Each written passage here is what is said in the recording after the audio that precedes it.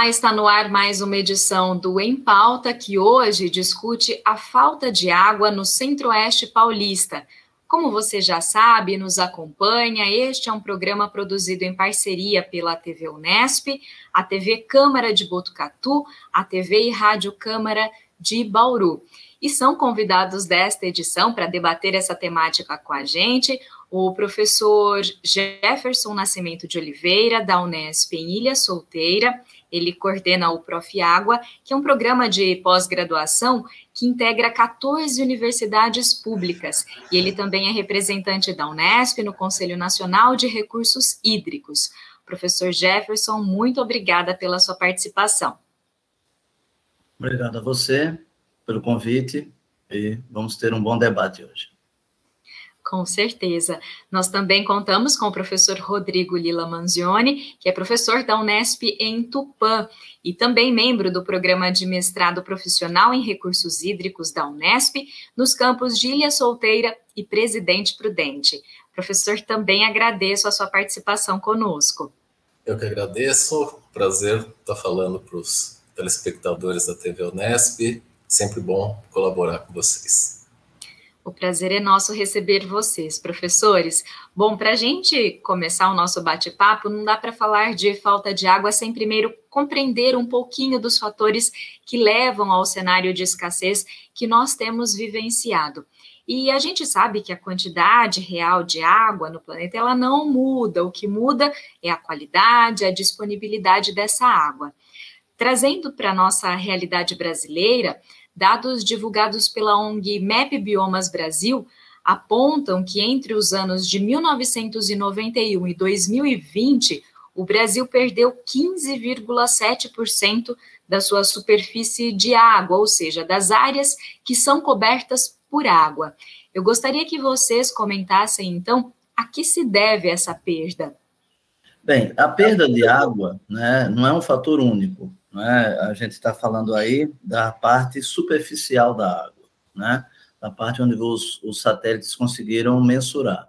Essa parte, realmente, você teve uma queda substancial, por quê? Porque os reservatórios, em grande quantidade nesse país, né, reservatórios de pequeno porte, né, só de represas nós temos aí catalogadas no país mais de 20 mil.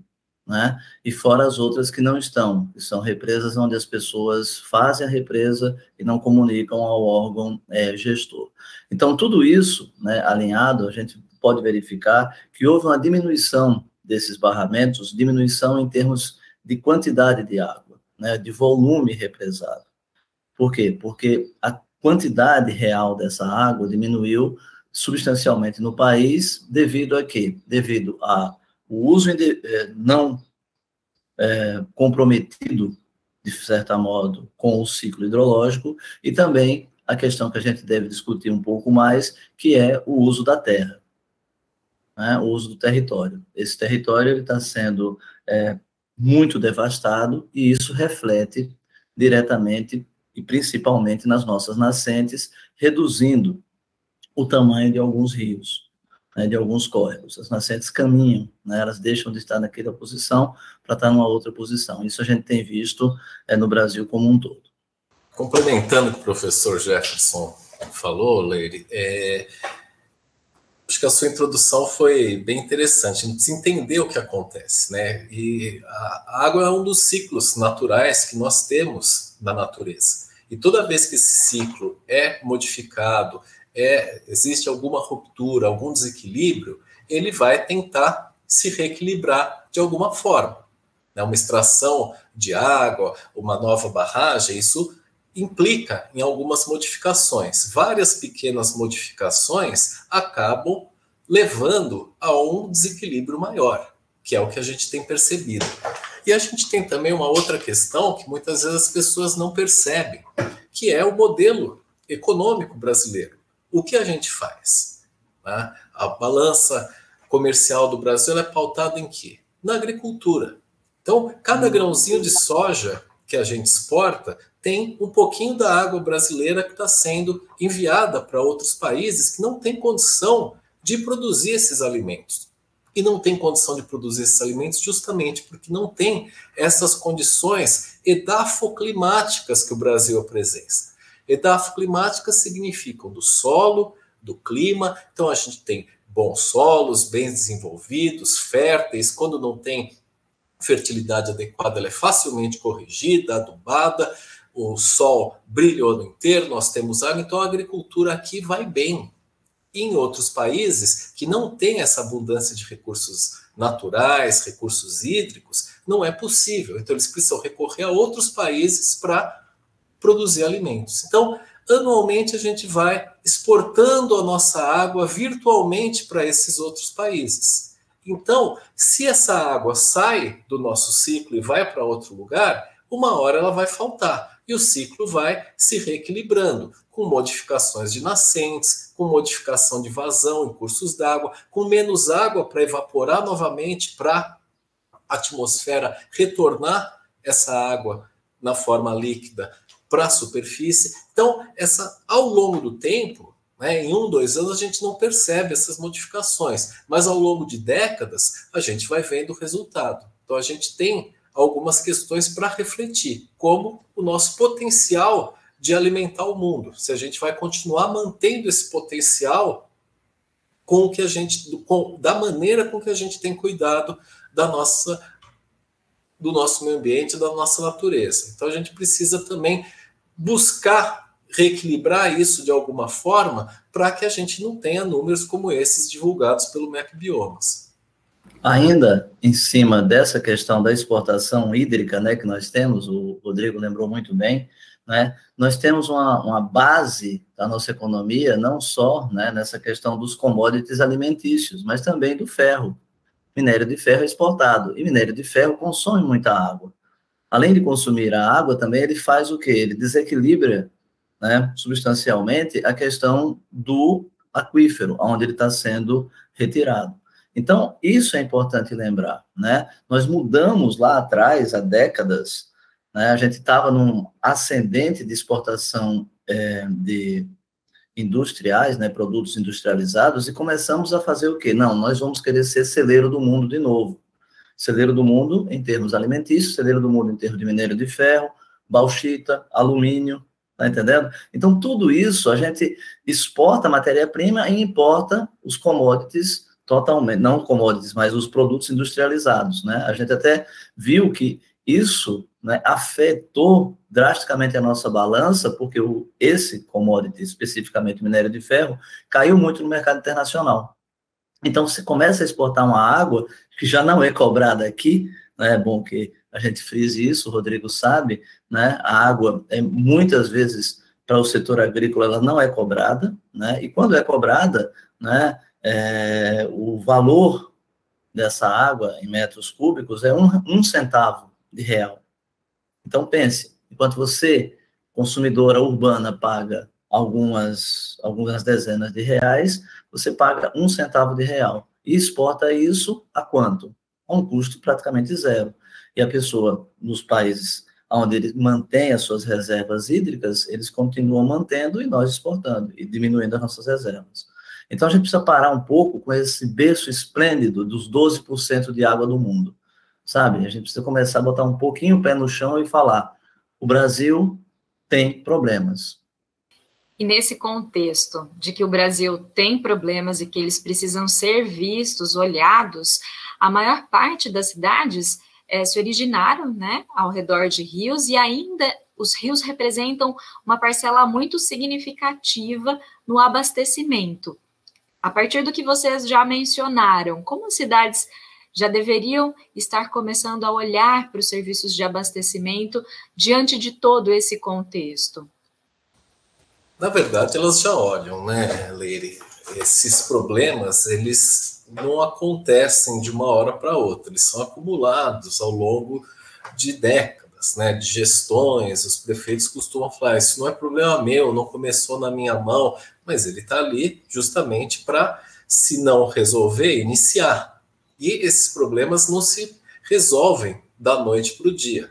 Então, isso leva um certo tempo. A gente tem uma cultura no Brasil, justamente, né, a civilização começou ao longo dos rios. né? Se a gente pegar a história antiga, os rios Tigres, Eufrates, o crescente fértil, foi ali que a civilização se estabeleceu, onde ela encontrou as condições, né? Tem algumas palavras, como, por exemplo, rival, né? Uma pessoa rivalizar com a outra, a origem disso tem, entre outros, a palavra river, que é rio em inglês, porque morava um de cada lado do rio e ficava um jogando pedra no outro, né? Um palmeirense de um lado do rio, um flamenguista do outro lado do rio, e eles ficavam rivalizando ali, fazendo... Então, essas questões, né, da habitação próximos aos rios, da gente ocupar essas áreas, isso vem junto com a humanidade, né? Ao longo dos anos isso foi se desenvolvendo, e a gente tem essa cultura da água superficial, de grandes obras que os políticos também sempre gostaram de ir lá cortar a fita, né? Diferente de um poço. O poço é um tubo enterrado no chão, com uma casinha ali do lado, não dá aquela visibilidade política, se faz aquela festa. Então a nossa cultura, há décadas atrás, foi feita, né, sob os recursos hídricos superficiais. E, obviamente, com as cidades crescendo, isso atinge um determinado limite. E aí a cidade não tem mais para onde crescer. Qual é a solução que o prefeito vai trazer? Limitar o crescimento da cidade? Imagina, que prefeito faria isso com o seu próprio município? Vamos pegar um município que nem São Paulo, já deu há muito tempo, mas nem por isso São Paulo para de crescer. Cresce verticalmente, cresce para outros lados, conurba outras cidades, porém a cidade não para, né? Outras regiões metropolitanas são desenvolvidas, mas mesmo assim a gente esbarra nos limites físicos, que são relevo, que são recursos hídricos, energia, muitas vezes. Então, as pessoas conhecem esses problemas, mas num horizonte de 4 anos, no tempo de um mandato, muitas vezes eles não se veem, né, capacitados ou mesmo com tempo suficiente para superar esses obstáculos e acabam deixando para outras ou contribuindo pouco para esse problema, quando deveria ser um pacto da cidade de resolver isso ao longo de 10, 15 anos. Então, não é uma coisa muito simples de se resolver, é uma coisa que precisa ser contínua.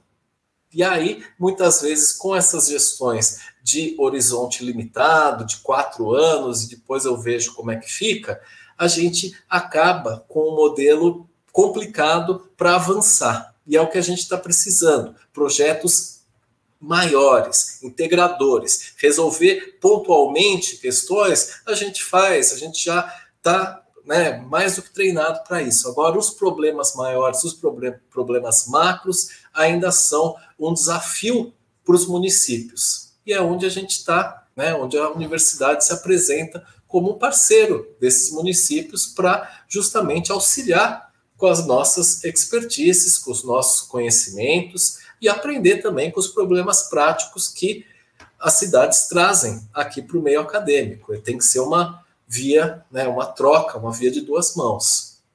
Tentando complementar um pouco o que o Rodrigo falou anteriormente, né, eu tenho sempre falado isso, né, tanto quando a gente está em um município, né, como também no Estado, né, porque a gente também faz parte do Conselho Estadual de Recursos Hídricos, como também a nível federal. O que é necessário é você parar de ter uma política de governo e ter uma política de Estado para a água. Porque mesmo os países mais desenvolvidos têm problemas com água. Os Estados Unidos, hoje, parte da sua população não tem água potável. Vocês sabiam disso? É uma coisa absurda. O país mais rico, mais desenvolvido, ou pelo menos que quer liderar o mundo, falta água para a população em alguns condados, certo? A água sai com qualidade péssima. A cultura nos Estados Unidos, em termos de água, e a conduta também, é diferente do Brasil, certo? Então, é necessário que a gente tenha uma política de Estado. Quando o professor Rodrigo fala aí, né, sobre um governo, depois outro governo, depois outro governo, tá? Se você não tiver uma política dizendo assim, olha, eu tenho um plano, eu tenho que seguir esse plano. Esse plano, por exemplo, agora está sendo feito o Plano Nacional de Recursos Hídricos. Ele vai ser 2022-2040, certo?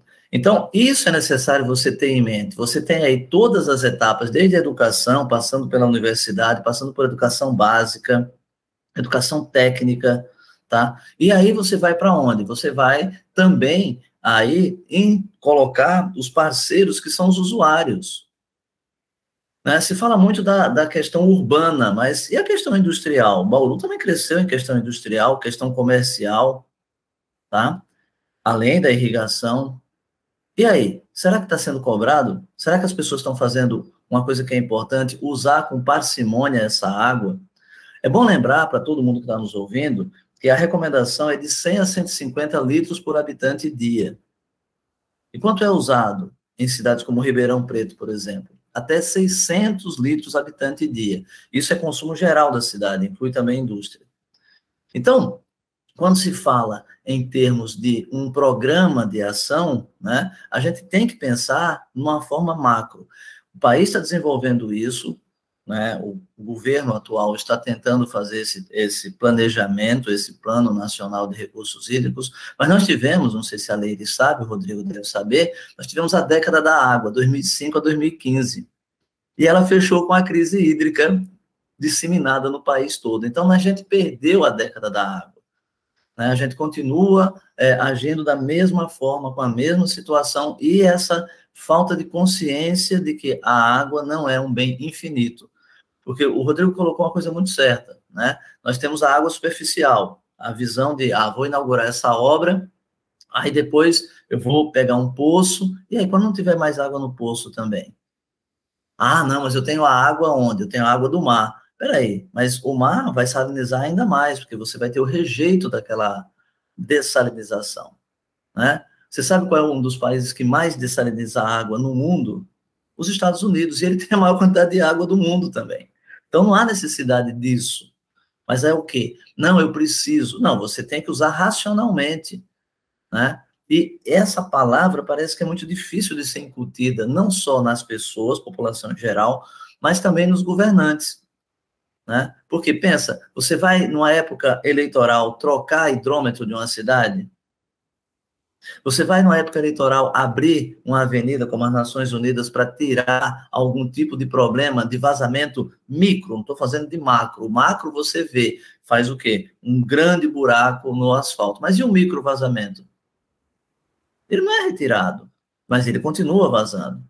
Entendeu? Então, esse tipo de situação de visão, planejar futuro, pensando no que a gente viu no passado, ela não é utilizado ainda, não só no país, como em muitos países do mundo.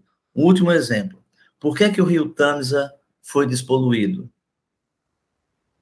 Porque morreram pessoas, não com a enchente de 50 do rio Tâmisa, mas com a poluição daquela enchente do rio Tâmisa. Tá? A gente tem, hoje, nesse país, córregos, e se você cair nesse córrego, Leire, Rodrigo, você morre, não por conta da água, em termos de, vou me afogar. Não, você morre por conta da qualidade dessa água. E nada é feito. A pessoa prefere, a população, falo da população, prefere tamponar aquele córrego para não ver aquele problema. Então, essa questão de você ter uma integração maior com o recurso hídrico é fundamental, socialmente falando.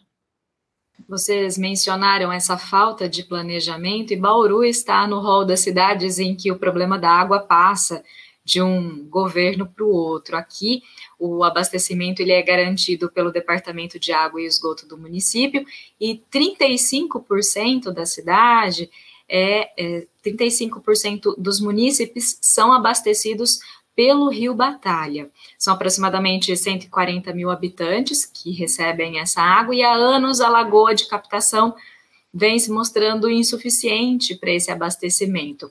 Há pelo menos 3 semanas ela atingiu níveis críticos, ficou abaixo de 1,5 metro, quando o nível ideal são 3,20 metros.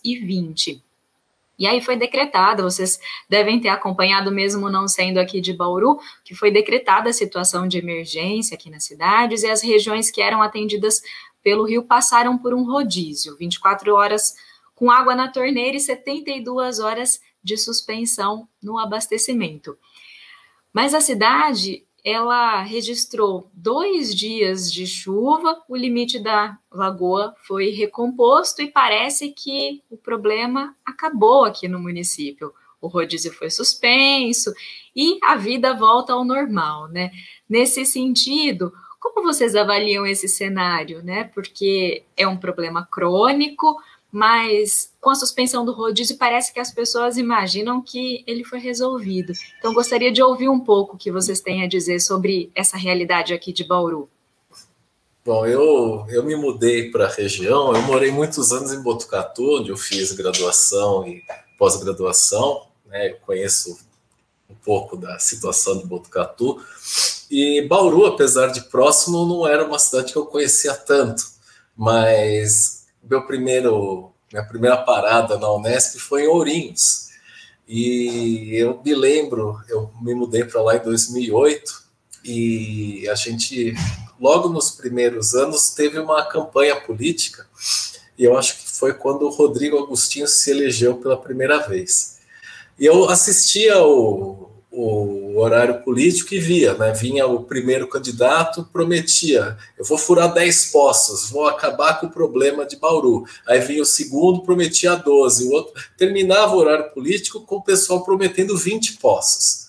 E parece muito simples, né? Só tem o Rio Batalha, ele não dá conta, vamos furar poços. Extremamente simples. Aí a gente se lembra da contaminação do aquífero Bauru em Bauru, né? Que é um caso antigo de contaminação que a gente tem aí. As pessoas, se não se lembram, perguntem para os mais velhos que eles vão se lembrar, né? Não vou ficar citando o caso aqui, é só vocês entrarem e procurarem isso na internet. Então você tem problemas. Ourinhos, a cidade que eu estava comentando, também apostou nisso. Falou, vamos furar um poço. Foram lá, furou o poço, só que geologia, meus caros, ela não é tão simples quanto parece, né? Então, esperava-se em Ourinhos uma determinada vazão no poço que, infelizmente, deu 1/4 do que era para dar. Então, o poço não atendeu. Não é que ele deixou de dar água. Ele dá água, só que não tanta água quanto imaginavam que ele está. Está muito próximo do rio Paranapanema, é uma geologia complexa. Então, esse tipo de surpresa só aparece mesmo quando você fura o poço. E no caso de Bauru, não é tão simples assim, sair furando o poço e suprir os outros 200 mil habitantes, né? Você comentou de 140, se eu não me engano, Bauru está com uns 350 mil habitantes, né? Então, ainda tem uma parcela grande da população que fica sem água. Então, isso é não só o investimento que tem que ser feito ao longo das gestões, a gestão atual herdou, né, todo esse passivo das últimas décadas e não consegue resolver isso em pouco tempo. Pode furar 1, 2 poços, esses poços podem ou não atender, só que isso não é suficiente. O que o professor Jefferson falou vai nessa linha, de que a gente precisa ter um horizonte de curto não dá, né? Porque é para ontem, pelo menos de médio a longo prazo. Médio porque a população precisa de respostas urgentes. E longo porque isso precisa ser uma política de Estado, para a gente ir melhorando isso ao longo do tempo. A gente tem uma série de cidades médias do tamanho de Bauru que passam pelas mesmas situações, só mudam os munícipes, né? A história é exatamente a mesma. Você pode pegar, nós temos vários exemplos aqui no estado de São Paulo, e Bauru não foge à regra. Complementando um pouco, né, o que a gente tinha falado, e muito bem colocado aí pelo Rodrigo, né, é exatamente esse time, né, que a população tem. Você falou, né, a gente conversando um pouco antes de começar a entrevista, que já teve uma chuva grande, né, inundou as Nações Unidas em Bauru, né, e aí as pessoas falam, nossa, como é que tanta água chega e a nossa represa está vazia? Né, a represa melhorou, opa, vamos mudar, vamos sair disso de novo. Né? Mas aí sai de novo da questão de você ter um racionamento que poderia não ser tão drástico, porque realmente 3 dias sem água, convenhamos, é muita coisa, certo? Poderia fazer o quê? Vamos reduzir o racionamento, mas manter, porque aí você garante a manutenção, talvez, do seu nível da sua represa. Por quê? Estamos fechando o mês agora, de novembro. Quanto realmente choveu em Bauru? em relação à média. Entendeu? Era para ter chovido aí, eu vi a média, né, de um dos postos de Bauru, era coisa de 160, 170 milímetros no mês. Será que choveu tudo isso realmente em Bauru, nesse mês de novembro? Será que vai chover o esperado para dezembro? Se a gente continuar no evento Laninha, como parece que está acontecendo, né, as chuvas vão ser mais baixas. Então, vai voltar de novo e vai ter um ônus político de você voltar a ter o racionamento. Porque as pessoas vão sentir, peraí, mas como é que acabou o racionamento e agora voltou? Entendeu? Então, o que é que você tem que fazer? Você tem que fazer um planejamento olhando o que está acontecendo, qual é o prognóstico, baseado, obviamente, na ciência, né? A academia está aqui para isso, né? Existia já, o professor Rodrigo sabe, um prognóstico de que as chuvas seriam menores no Sudeste esse ano, tá? E por conta disso se acendeu o farol, né? Ou então o alerta vermelho nas usinas hidrelétricas, que também deveria ter sido aceso lá em novembro, porque em novembro as usinas estavam muito baixas, né? E é óbvio, se você tem reservatórios de usinas baixos, você vai ter reservatório para abastecimento baixo também, né? Vide aí o que está acontecendo no Cantareira, tá? Mas só que assim, não adianta você colocar mais água para a população, você acabou de falar aqui, ó, você tem uma baixa significativa dessa represa que vem sendo de anos. Quando é que essa represa, por exemplo, ela foi feita a batimetria dela? Ou seja, como é que está o leito dela? Porque sedimento nessa represa deve ter. Tá? Rio Preto é um caso específico muito interessante disso. Rio Preto tem quase 600 mil habitantes, né, São José do Rio Preto, e a represa já foi dragada várias vezes por conta do sedimento. Será que a represa de vocês também não tem sedimento? Você poderia aumentar o volume dessa represa, aproveitando que ela está com menos água, dragando ela nesse momento? Entendeu? Então, quer dizer, é um planejamento onde você tem que olhar, não é um único ponto, são várias facetas, vários modelos, várias situações, para poder resolver um problema olhando para o futuro. Não é quando o problema chega, né? A água que cai da chuva é o seu salário dele. Agora, pense que o seu salário está diminuindo mês a mês e você não faz nada para economizar o seu salário. Você vai para o vermelho, você vai entrar na conta especial, no cheque especial do seu banco. Né? É o que a gente está fazendo com a água, não só em Bauru, como em muitas cidades. Não vamos nem colocar, né, Rodrigo? O Rodrigo sabe, Curitiba, é muito pouco falado, mas Curitiba é uma capital, né, com rodízio sistemático desde muito tempo atrás. Né?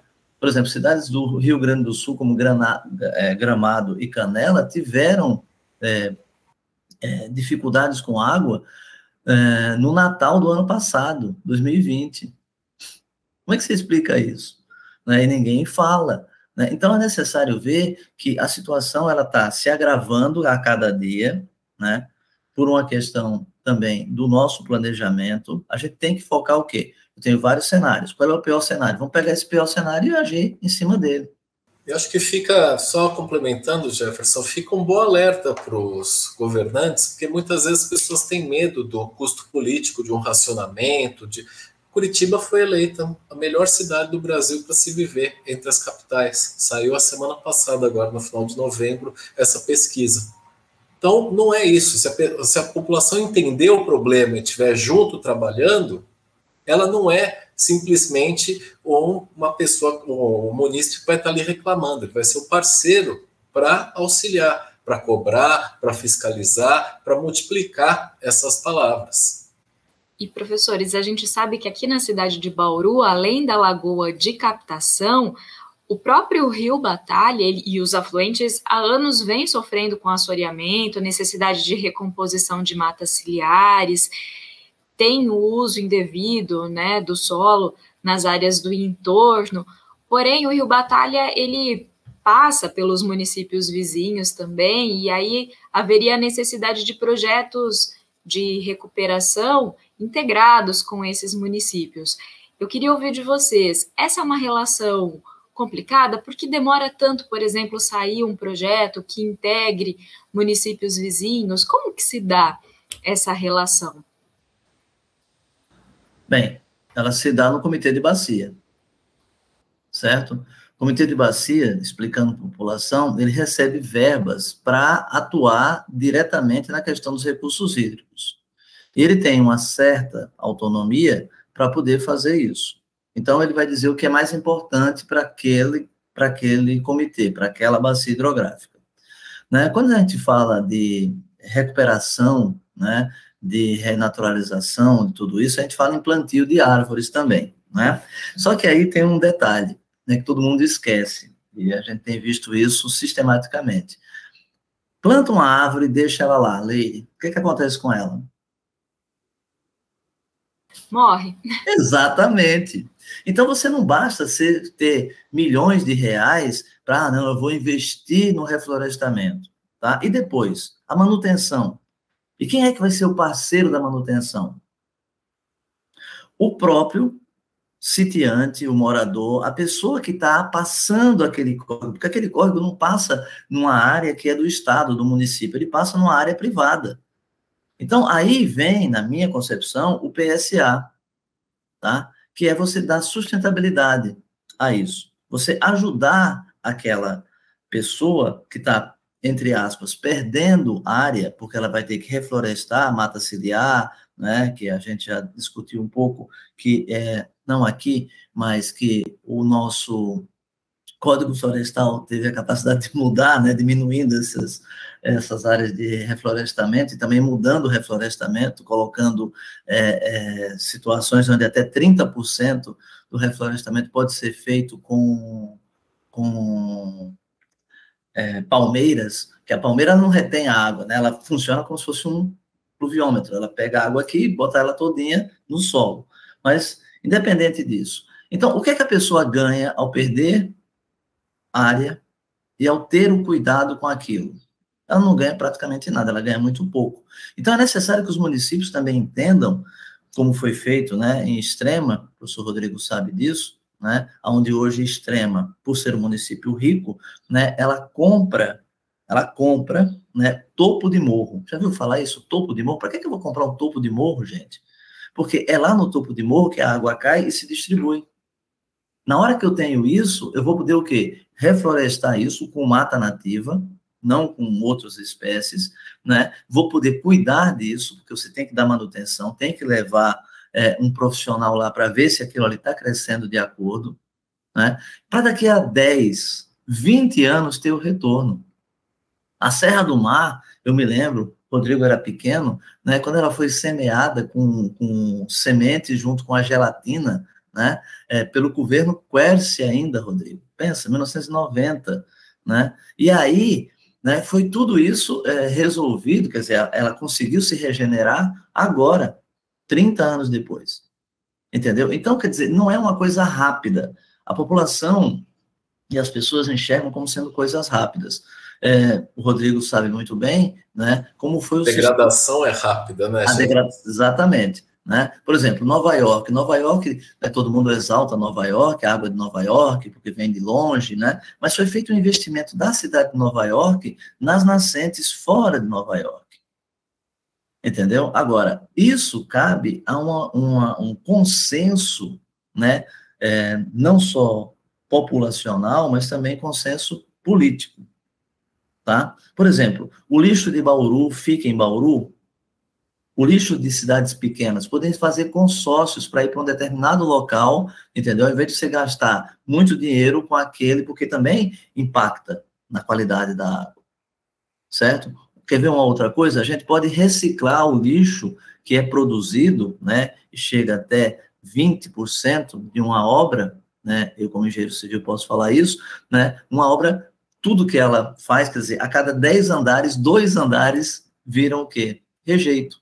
E onde é que vai esse rejeito? Vai para algum lixão ou para algum aterro. Ele podia ser reciclado e virar um novo produto dentro da nossa construção civil. Então, é necessário que a gente enxergue essas situações como um todo, né? E saiba que essa recuperação, ela demora muito tempo, né? Como o professor Rodrigo bem colocou. Degradar rapidinho. Você cria uma vossoroca em 2 meses.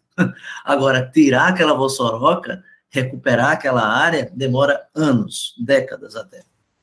Esse exemplo do lixo é muito bom, porque no início dos anos 2000, a CETESB fez uma verdadeira cruzada nos municípios do interior paulista com os lixões a céu aberto, e mandou fechar. Prefeitos entregando chave da cidade, falou, faça o que você quiser com o lixo, eu não tenho como resolver. Eu presenciei cenas, inclusive em diálogos interbacias, quando junta os prefeitos, os políticos com os técnicos, né?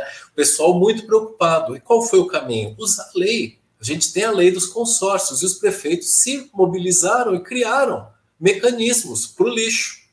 E, aos poucos, isso foi se resolvendo. Várias cidades criaram esses consórcios intermunicipais para tratar do lixo, e eles podem novamente utilizar isso para a questão da água. O clima político que a gente vive, né, já vai um bom tempo, com essa polarização e etc., não ajuda os prefeitos a procurar um ao outro para criar alianças, para criar conceitos. Eu não falo com esses eu não falo. Então, a coisa já não vinha muito legal, né? E, infelizmente, piorou ainda mais. Então, quando a gente vê essas questões de que a democracia está, né, ruindo no Brasil, essas coisas, entre outras coisas, são essas faltas de diálogos que a gente percebe. As pessoas não têm conversado tanto, né? Porque vestiram, né, certas camisetas que parece que não pode, né, que são verdadeiros inimigos mortais. Então isso não ajuda muito. Mas as soluções passam pelo entendimento local, regional, entre os prefeitos, e também não colocar todos os ovos dentro de uma cesta só, porque não existe uma bala de prata, né? Não existe uma solução única. Se existisse, era muito simples, só ia lá e aplicava, mas as soluções são integradas. São várias soluções que têm que ser colocadas em prática. Soluções estruturais, máquina dentro do rio para desassorear, para aumentar o volume, tubulação nova, medidas também não estruturais, planos, programas, pagamentos por serviços ambientais.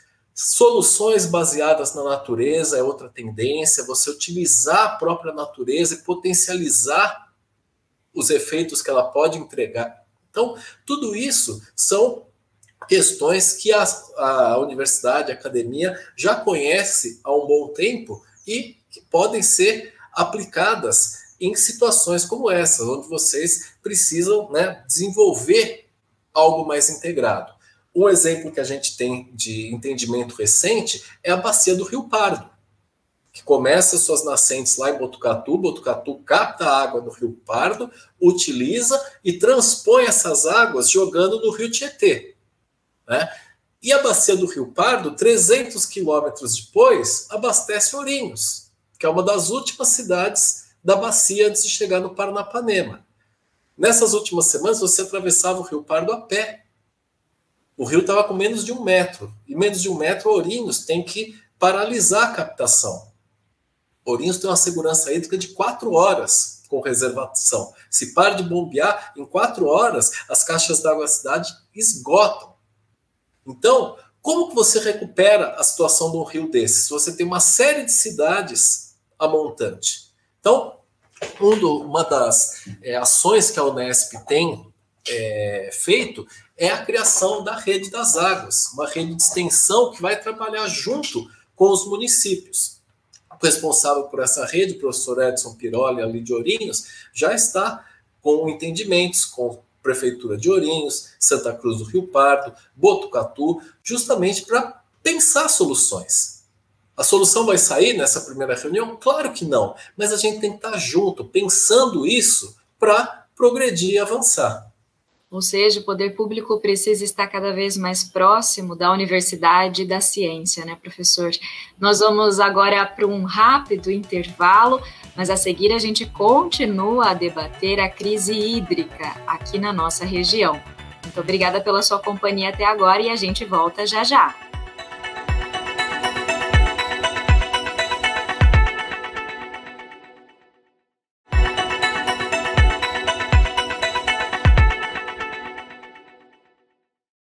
Estamos de volta com o Em Pauta, que hoje discute a crise hídrica no Centro-Oeste paulista. Conosco para essa discussão, os professores da Unesp, Jefferson Nascimento de Oliveira, do campus em Ilha Solteira, e Rodrigo Lila Manzioni, do campus em Tupã.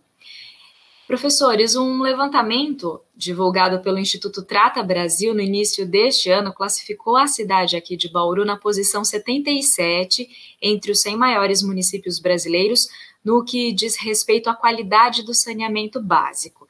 São considerados vários fatores relativos ao saneamento, mas chama a atenção, diante desse cenário de crise hídrica, que a cidade de Bauru perde 47,93% da água tratada.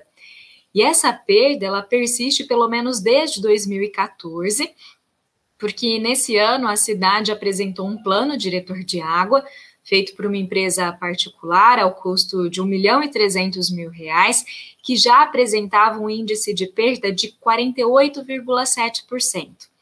Na época, esse plano apontava que o município não precisava de novas fontes de captação de água até pelo menos 2034, se ele adotasse algumas medidas, como, por exemplo, construir alguns poços, aumentar o número de reservatórios, reajustar a tarifa de água e reduzir essa perda para pelo menos 25%. 7 anos depois, dá para a gente ver que a gente não saiu muito do lugar no que diz respeito ao volume de água perdida. E eu gostaria que vocês, então, comentassem, né, qual que é o impacto dessa perda para esse cenário de crise hídrica que nós estamos vivenciando. É excelente essa pergunta, né? Por quê? Porque é bem simples a população enxergar isso. A cada 10 litros de água que eu gero, 5 são perdidos.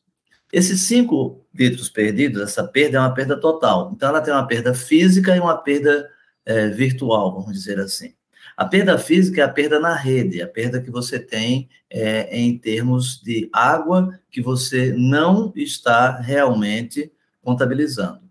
Existe uma outra perda que é a falta de medição, micromedição, no caso, os hidrômetros, né? Só para vocês terem uma ideia, não é só Bauru, né? Aqui na Bacia de São José dos Dourados, né, muitos, é obrigação agora, lei, que você tenha um plano de perdas também. Então, Bauru deve ter isso ou deve fazer isso, tá? Enquanto município. Né? E a gente verificou aqui um município, não vou citar o nome, que ele tinha, além das perdas, ele não tinha hidrometração, pasme, Rodrigo, de nenhum dos 10 poços tubulares que abasteciam a cidade. Então, como é que você vai saber quanto é de que água você vai estar gerando, tá? Para você comparar essas perdas, né? Então, foi necessário instalar os hidrômetros, né, para medir o quanto sai de cada poço e também reestruturar toda a parte de micromedição da cidade, né? Além das perdas físicas, né, que também está sendo muito combatido, né? Por quê? Porque, pensa, a cada 10 litros de água, 5 eu perco, quer dizer, 50% praticamente, 47%, né, vamos arredondar para 50%, está de bom tamanho, né? Infelizmente. Né? E aí, o que acontece? Você pode fazer uma situação, né, eu gostaria até que o Rodrigo explicasse com mais detalhe, que é a auscultação dessa rede. Você fazer o quê? Você existe dentro da academia, né, já há muito tempo, isso não é uma coisa nova, né, aparelhos e profissionais que podem verificar aonde está tendo esse vazamento, simplesmente ouvindo a rede, certo? Isso é muito importante, porque as cidades têm que fazer isso.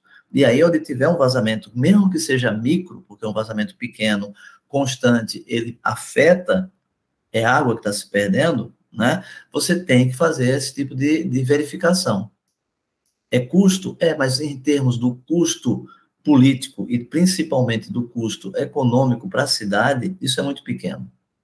Eu acho que a pergunta, né, o cenário que a Leire colocou já mostra por que não foi feito, né, Leire? São medidas populares, né? Aumentar a tarifa, né? Quebrar a rua para procurar vazamento, né? Gastar dinheiro com o que não dá visibilidade política, como poços. Então, é por isso que as coisas não são feitas. Elas demoram, porque o prefeito, os governantes não se veem estimulados E aí cabe ao Estado também estimular, ser o motriz, né, a centelha que vai iniciar esse processo.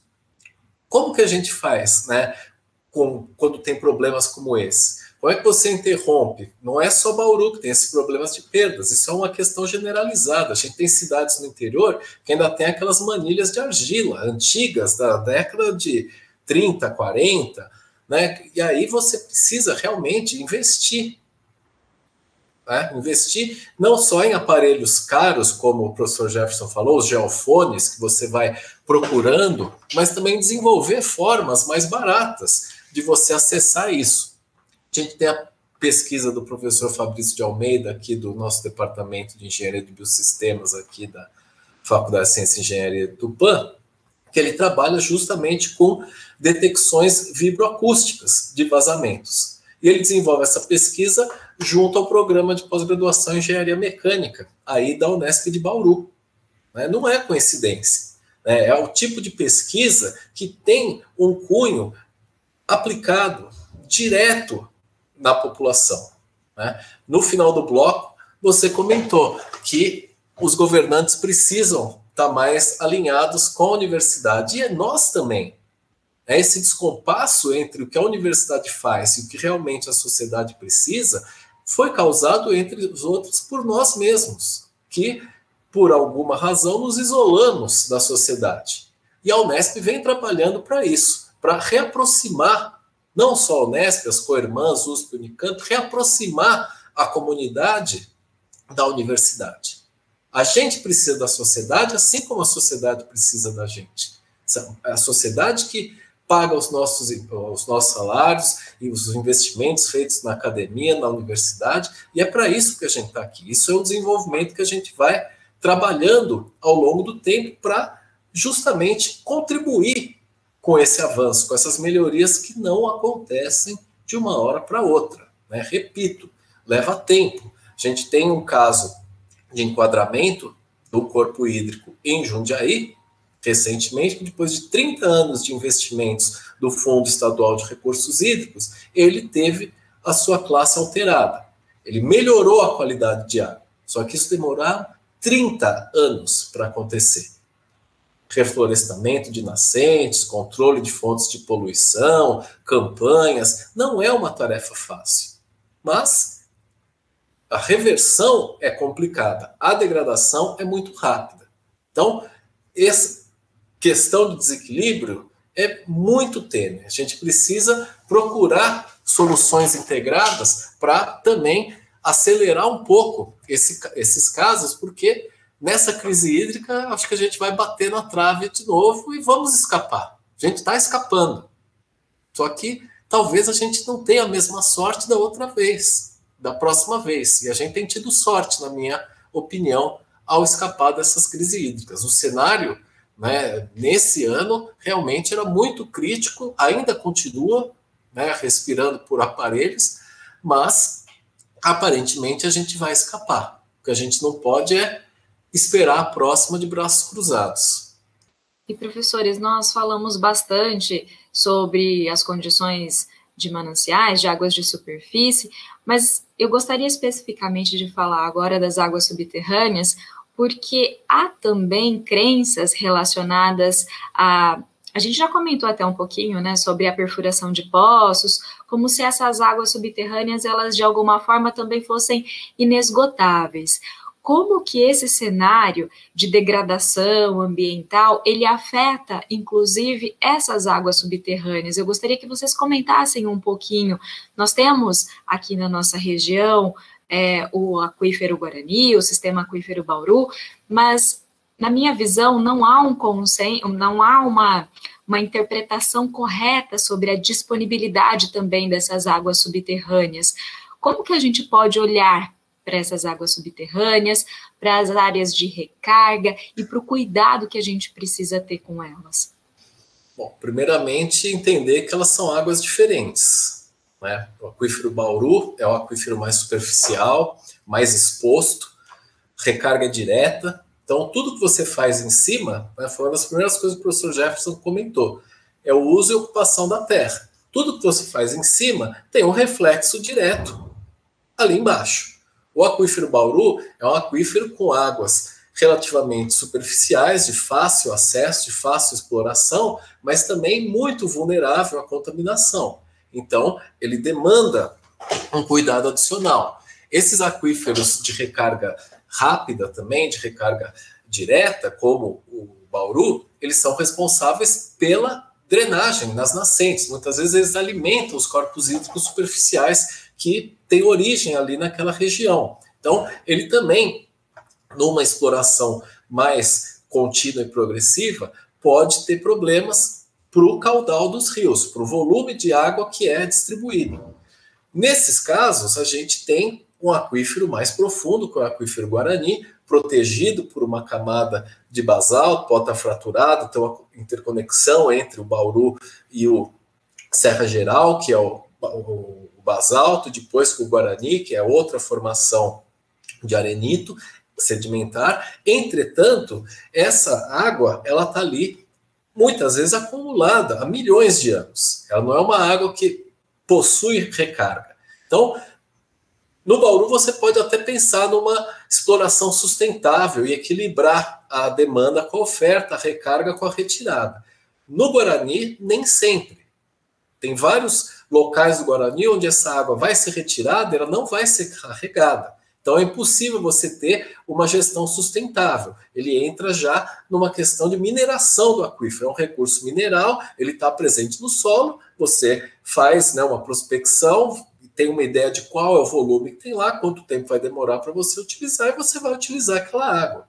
Ela está lá armazenada há 20 mil anos, ela não vai retornar para a gestão do próximo prefeito, nem para os meus netos, nem para os seus bisnetos, né? É uma escala de gestão muito longe da gente. Então, são águas diferentes.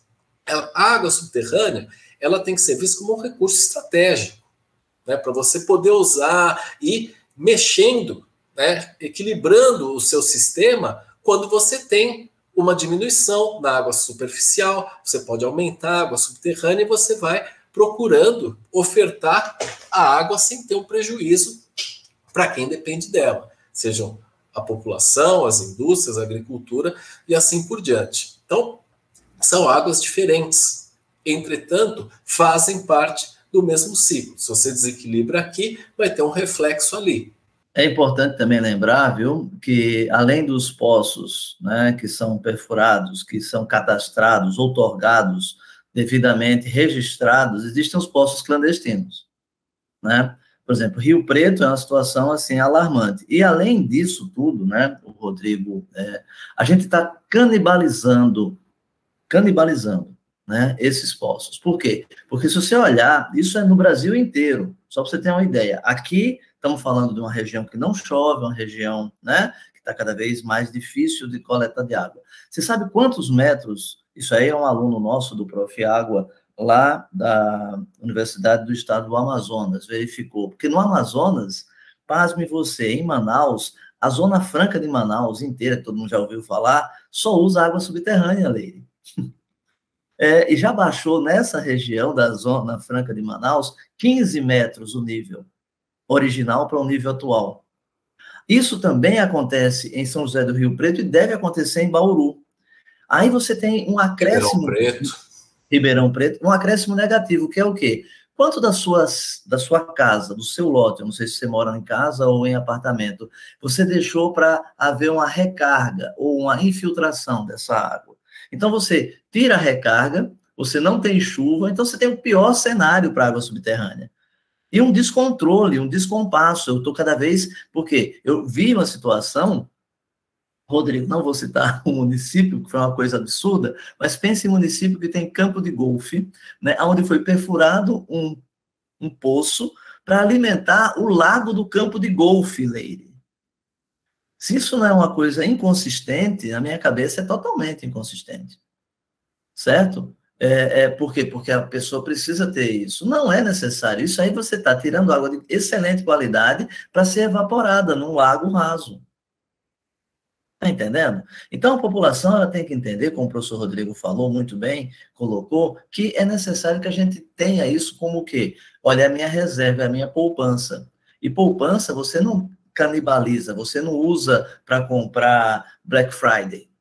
Você usa a poupança para uma coisa emergencial. Foi muito bem colocado por você, Rodrigo. 4 horas é que aguenta o manancial de Ourinhos, né? Sydney, depois daquela grande seca, a seca do milênio, hoje tem reservação para 4 anos sem água.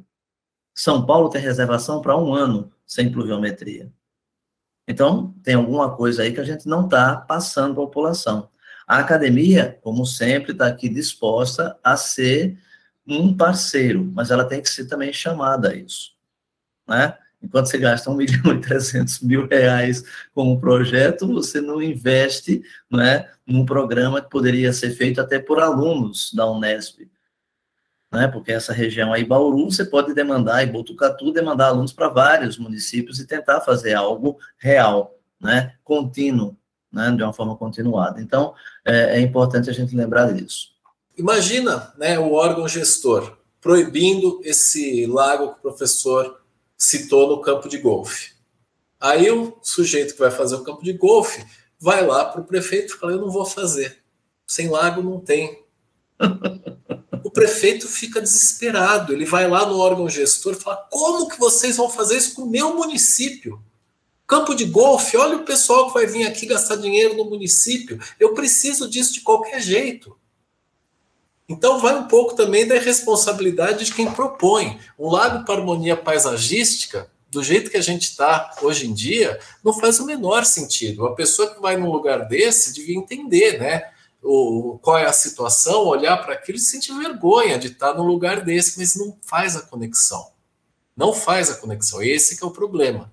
A gente se desconectou da natureza de uma maneira que a gente não imagina. A gente, essa água devia estar aí. Não estava ali. Ela está lá para você. Você está pagando por isso, pagando pouco, na verdade. Porque não se justifica. É um uso predatório da água. É um ótimo exemplo. Falta uma visão de gestão, mas também falta uma visão geral da população sobre esse recurso e sobre a importância dele.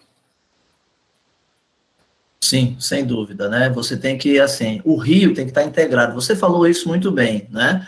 Você, na Índia, por exemplo, né, você tem o rio Ganges como sendo um deus. O rio Ganges é um deus.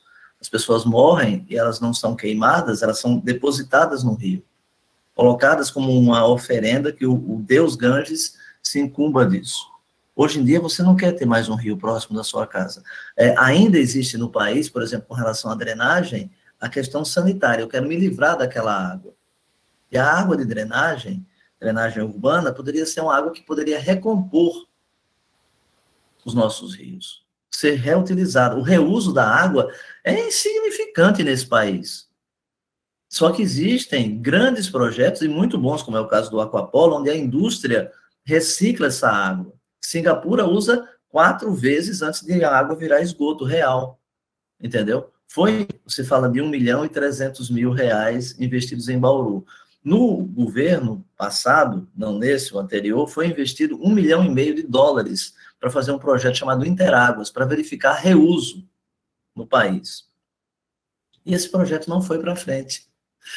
Quer dizer, então, a gente tem que começar não precisa reinventar a pólvora, pegar tudo isso, ler e observar o que é que eu não fiz e fazer o que eu não fiz, né? Fazer a lição de casa que já foi dada, né, e que todo mundo sabe. Com relação ao que o professor Rodrigo falou, existe uma norma que de 1 a 2% você deve trocar a sua rede de água de uma cidade. 1 a 2% de toda a rede. Onde é que você vê isso? Não vê isso. A manilha está lá desde a década de 50. E eu falo para você, Rodrigo, existem manilhas até na sua cidade, São Paulo, capital, ainda até hoje, que não foram trocadas. Eu posso até colocar aqui, dizendo isso com toda certeza. Por quê? Porque é um impacto muito forte para a população. A população, ela quer a água na torneira dela, ela quer o esgoto saindo, ela não quer uma poça d'água quando tem chuva, e ela não quer o lixo na frente da casa dela. O resto, como vai ser feito isso, pouco importa, tá? E o que é pior é quando você vê indústrias e outros parceiros, outros usuários também pouco se importando com o que estão fazendo, entendeu? E eu digo mais, não é só aqui, no mundo inteiro isso acontece. no mundo inteiro isso acontece. Infelizmente, a gente não tem outro mundo para, sabe, pegar uma nave Enterprise e... Não, isso aí só... Não tem plano B. Não tem, não tem. Professores, a gente poderia ficar ainda conversando muito sobre esse tema, dada a vasta experiência que vocês têm sobre ele, mas o nosso tempo está chegando ao fim. Eu agradeço, professor Jefferson, mais uma vez, por ter aceitado participar hoje conosco. Muitíssimo obrigado, é muito bom estar discutindo isso, né, com vocês e tentando, né, tirar um pouco essa mística de que nós estamos dormindo em berço esplêndido com relação à água no país, né. O país tem que se preocupar com isso, né, a gente não pode contar só com a sorte, como o professor Rodrigo falou. A gente tem que ter a técnica e a ciência sendo utilizadas e de forma harmoniosa. Muito obrigado. Professor Rodrigo, também agradeço mais uma vez a sua participação conosco. Eu que agradeço, né? Eu sou entusiasta da área, acredito que tem solução, existem soluções que podem ser colocadas em prática. Nós da academia, né, devemos não só ficar preocupados com as nossas publicações científicas, mas também com publicações voltadas para a sociedade. Temos exemplos aqui do Prof. Água, com publicações recentes, manuais, com linguagens mais, né, palatáveis, para que as pessoas possam entender um pouco mais dessas questões, como que a gente pode auxiliar e colocar a universidade sempre à disposição, não só dos nossos parceiros que já nos conhecem pela atuação da Unesp nos diferentes comitês de bacias presentes aqui no estado, mas também de outros órgãos, de outras instituições, ou mesmo dos usuários, né, do munícipe, do cidadão comum que quiser conhecer o nosso trabalho. Os portões da universidade estão sempre abertos para vocês. Muito obrigado, parabéns pela temática, Leire, e é sempre um prazer colaborar com a TV Unesp. Muito obrigada. O Em Pauta está chegando ao fim, mas você pode rever esta e outras edições no canal do YouTube das 3 emissoras parceiras. Muito obrigada pela sua companhia e até a próxima edição.